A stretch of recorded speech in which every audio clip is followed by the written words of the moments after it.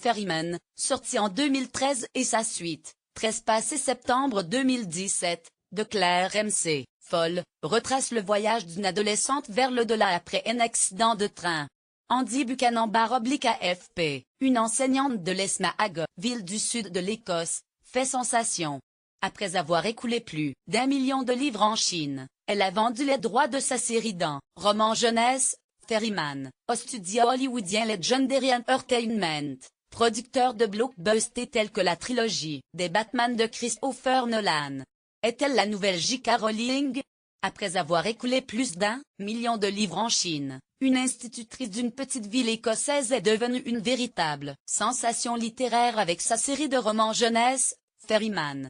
Dans la foulée, Claire McFall vend les droits de ses romans au studio hollywoodien Legendary Entertainment, qui a produit des blockbusters, tels que la trilogie des Batman de Christopher Nolan et Jurassic World de Colin Trevorrow. Lire aussi, J.K. Rowling, la romancière la plus fortunée. Les romans de cette institutrice et mère de famille de 35 ans se sont vendus comme des petits pains en Chine.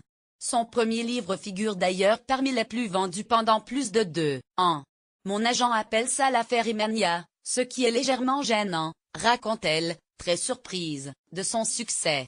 En novembre 2017, elle était en classe, lorsque son agent l'a appelée, lui parler de l'offre. Quand j'ai compris que c'était vraiment un gros truc, j'ai fait une petite danse, se souvient la trentenaire, qui a démissionné de son poste dans la foulée.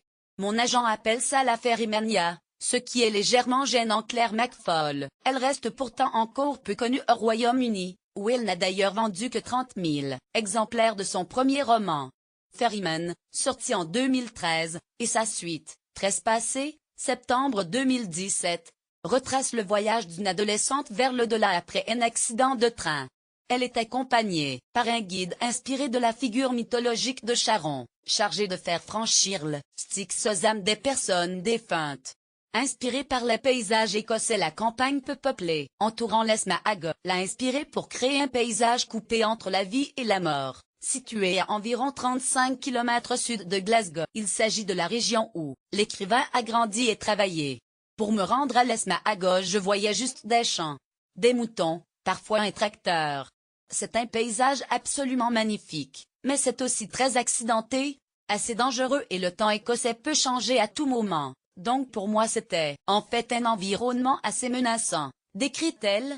La vie après la mort évoque aussi le purgatoire chez les chrétiens, où les âmes doivent se purifier avant d'être admises au paradis. Mais l'exubérant auteur ne se décrit ni comme une personne religieuse ni comme une experte de la mythologie grecque. Mon idée pour le livre était de voir le passage dans l'au-delà comme un retour à la maison, un endroit où l'on se sent en sécurité, mais que l'on doit aussi mériter, explique-t-elle.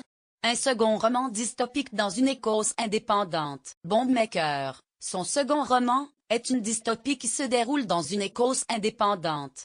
Ça, sorti en 2014, en pleine campagne du référendum sur l'indépendance de son pays, en a sourcillé plus d'un. Beaucoup de gens m'ont demandé si le livre parlait de ce qui arriverait, selon moi, si nous obtenions l'indépendance. Se remémore-t-elle? Ma réponse est non.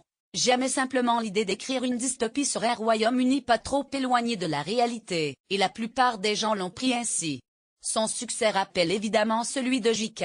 Rowling, auteur de la série Harry Potter, écrite dans un petit appartement écossais et qui a fait sensation dans le monde entier. Je n'ose pas me comparer à elle, dit Claire McFall. Avant d'ajouter malgré tout, son parcours reste pour moi une source d'inspiration.